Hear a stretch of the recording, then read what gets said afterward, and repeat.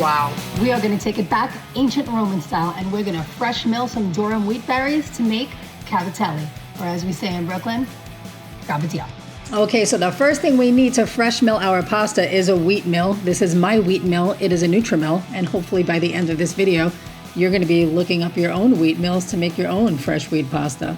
The next tool of the trade is this gnocchi board, which you can get for like $5 on Amazon, or you can easily just use the edge of a knife or the back of a fork. When we're milling flour, we're going to treat our wheat berries exactly as we would flour. So if you want a cup of flour, you're going to use a cup of wheat berries. If you want 300 grams of flour, you want 300 grams of wheat berries. Now, a good rule of thumb when you're making a southern rustic pasta like Cavatelli is you're going to use 3 parts flour to 1 part water. And for every cup of flour, you want about a half a teaspoon of salt.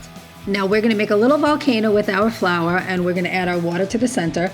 I happen to be using whey, so if you have any whey left over from your ricotta that I gave you the recipe for, use that. It adds minerals and protein and just a even more complex flavor to the delicious pasta. And once that comes together, you're going to knead it a little bit, but you really want to rest that dough for at least 30 to 60 minutes because that fresh flour needs to hydrate and that bran needs to soften. Once it's a little softer, you're going to knead it some more, and you can divide it up into like 1 pound portions. So why are we doing this? Why are we milling our own wheat? Well, because wheat is actually a superfood, and it's only because of modern industrial practices that it sucks and it's really bad for you.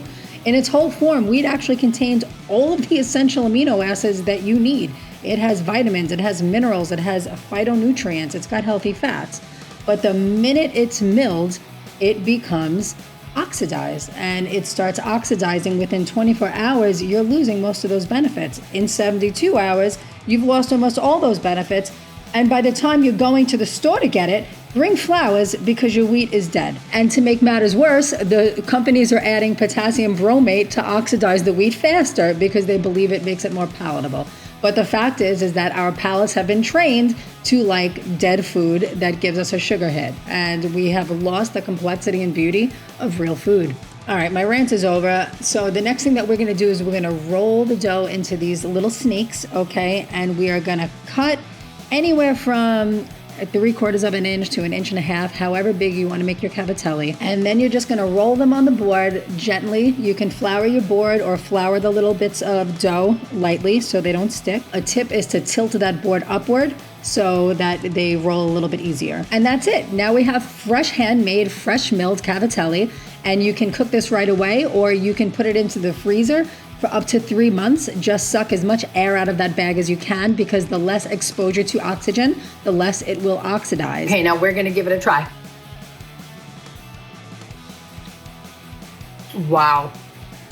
You cannot achieve this with store-bought pasta, store-bought whole wheat, or even homemade pasta. This flavor profile and this texture, unbelievable. And this comes from milling those grains fresh.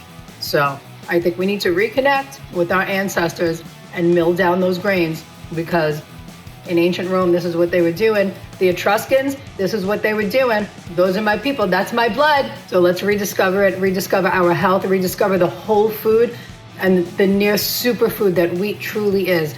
Get yourself a grain mill, save up for a grain mill, make it a goal, see if somebody can mill it for you, but you're gonna wanna try these. Until next time, eat healthy, eat good.